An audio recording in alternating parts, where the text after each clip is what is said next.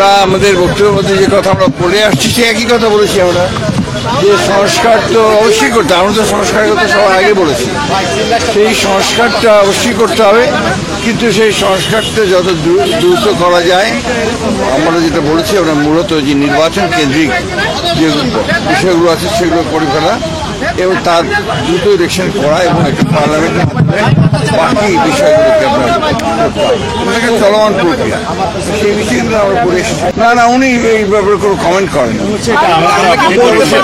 আপত্তির ব্যাপারে। আসলে এই গোল টেবিলটার উদ্যোক্তা আমি ঠিক বুঝিনি আর কি। সংস্কার কমিশন যার প্রধান তারা ছিলেন, আমরা ওখানে টাইম ফ্রেম কথা বলার কোনো প্রয়োজন নাই, কারণ এটা তো সম্পূর্ণ আমাদের আভ্যন্তরীণ ব্যাপার। আমরা সংস্কার কমিশনের সঙ্গে আমরা কথা বলছি, তাদের সঙ্গে আমাদের যোগাযোগ আছে এবং তারা যা চাচ্ছে আমরা সব তাদেরকে দিয়েছি। ইতিমধ্যে আমাদের সঙ্গে একটা বৈঠক হচ্ছে, তো সেই বিষয়গুলো তো আপনার প্রশ্ন উঠতে হয় না।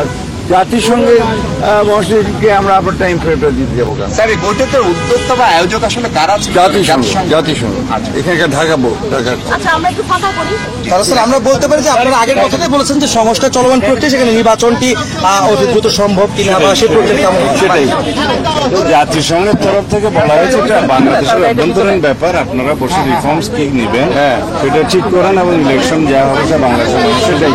কিন্তু বাংলাদেশে একটা স্ট্রং ডেমোক্রেটিক গভর্নমেন্ট আসবে সেটা আশা করেছেন এবং পৃথিবীর মধ্যে একটা নজির সৃষ্টি করবে আগামী ইলেকশন, এটা উনি আশা ব্যক্ত করেন।